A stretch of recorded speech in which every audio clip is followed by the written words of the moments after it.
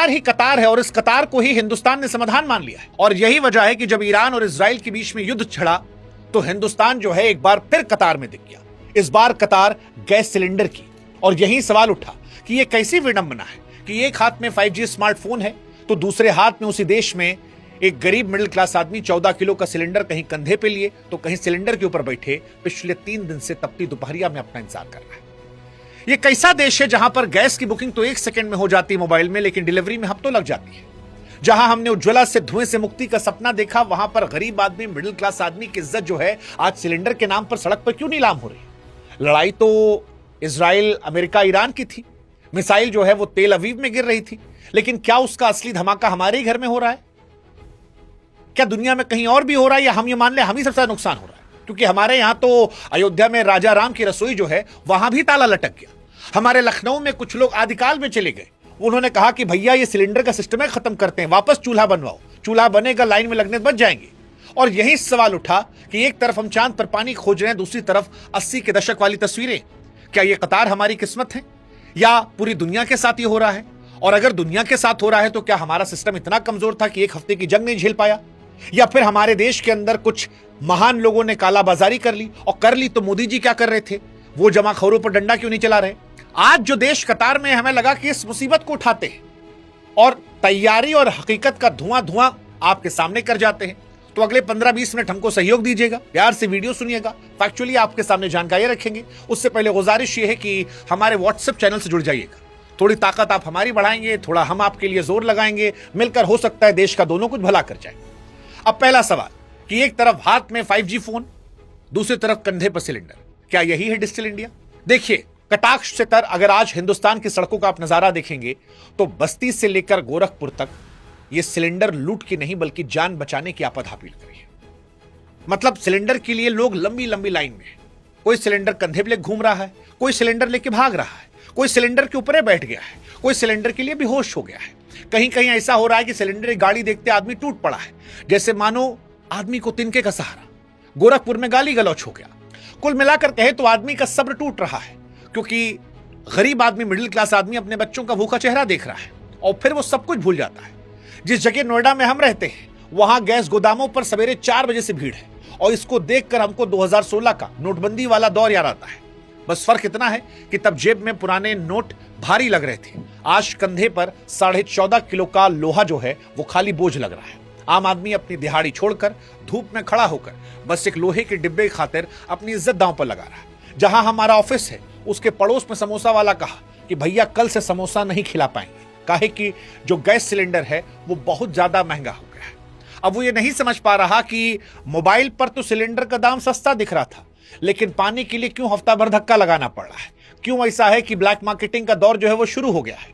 और फिर यही सवाल उठता है कि रील में जो भारत चमक रहा है, हकीकत में वो गैस गोदाम के बाहर अपनी इज्जत आबरू क्यों लुटा रहा है? और क्या ये दुनिया की हकीकत है या सिर्फ हमारी हकीकत है? वैसे इसके हालात हुए क्यों हैं ये समझना भी जरूरी है, क्योंकि जंग विदेश में हुई है। हमारे घर का चूल्हा क्यों बुझ रहा है? जनता तो मासूम है, भोली है, वो पूछती है कि साहब आखिर ऐसा क्या हो गया कि देश का चूल्हा ठंडा पड़ गया? क्या हमारी ताकत इतनी खोखली है कि 7 समंदर पार छिड़ी एक जंग हमारी थाली की रोटी छीन ले? तो जवाब जो है उस समुद्री रास्ते में छिपा है, जहां ईरान और इजराइल के बीच में मिसाइलें चली। इसे हॉर्मुज की जल संधि कहते हैं। हमने आपको पहले ही बताया था कि हमारा देश जितना गैस जलाता है 60% हिस्सा उन्हीं जहाजों के जरिए आता है। अब क्योंकि ईरान वाले मसले पर हमने खुलकर स्टैंड तो लिया नहीं, अब वहां पर ईरान जो है वो अपने हिसाब से मामला टाइट कर रहा है। आज एक जहाज को ईरान ने और उड़ा दिया, कई जहाज वहां खड़े हैं। तो जहाज वहां खड़े तो ना वहां से गैस आ रही है और ना यहां सप्लाई हो रही है, और इसकी बड़ी वजह से आम आदमी जो है वो परेशान हो रहा है। मिसाइल वहां गिर रही है लेकिन उसकी आंच हमारे देश में मध्यम वर्ग को जला रही है। और अब यहीं से सवाल है कि क्या अब आगे की कहानी जो है वो भगवान भरोसे है? हमारा बैकअप कहां पर है? और सवाल यह भी कि क्या जो तस्वीरें भारत में आ रही ये पूरी दुनिया की हकीकत है? क्या दुनिया भर में ऐसे गैस को लेकर मारामारी है या सिर्फ हिंदुस्तान में?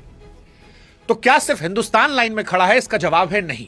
लेकिन हां, हमारे यहां की चोट ज्यादा गहरी है। यूरोप से लेकर एशिया तक वो तमाम देश जो खाड़ी देशों के तेल गैस पर निर्भर हैं आज परेशान है।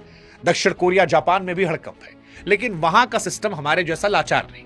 वहां सरकारों के पास महीनों का इमरजेंसी स्टॉक होता है। हमारे यहां दिक्कत यह कि हमने जनता को गैस का आदी बना दिया, पर संकट के समय की तैयारी नहीं की।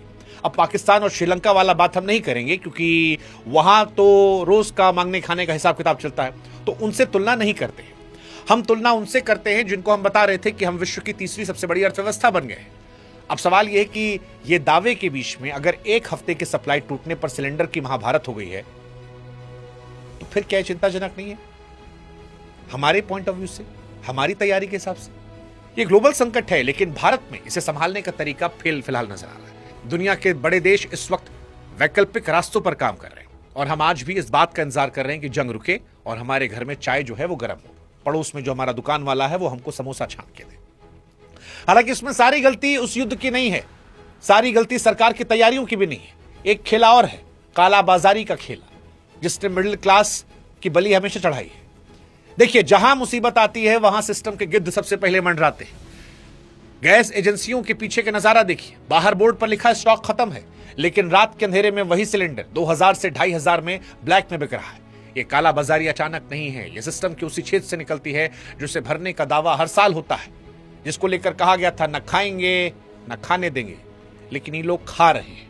ये लोग नोटबंदी में भी खाए थे, पीछे से पैसा निकाल के, ये लोग यहां भी खा रहे हैं। और इससे सबसे ज्यादा प्रभावित होता है मध्यम वर्गीय। देखो बाबू, अमीर को फर्क नहीं पड़ता, वो ब्लैक में खरीद लेगा। गरीब आदमी अपनी किस्मत मानकर बैठा है, उसको कुछ नहीं मिलेगा, वो कंडा लगा के जला लेगा, लकड़ी तोड़ के जला लेगा, थोड़ा बहुत खाएगा, मस्त रहेगा, बैठ के गप लड़ा लेगा।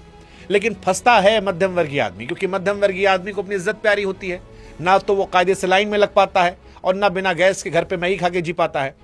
उसकी इज्जत उस खाली सिलेंडर के साथ सड़क पर नीलाम हो रही है। उसको समझ नहीं आ रहा कि वो दफ्तर जाए या गैस की कतार में खड़ा हो जाए, बच्चों की फीस भरे या ब्लैक में गैस खरीदे। उन पिताओं की आंखों में देखे जो रात के 2 बजे सिलेंडर लेकर लाइन में खड़े हैं ताकि सुबह बच्चों का टिफिन बने। सवाल यह है कि आखिर सरकार का डंडा जमाखोरों पर क्यों नहीं चल रहा, जो संकट के समय चांदी काट रहे हैं और जो आपदा में अवसर तलाश के पैसा कमाना चाह रहे हैं। यह सवाल बड़ा महत्वपूर्ण है।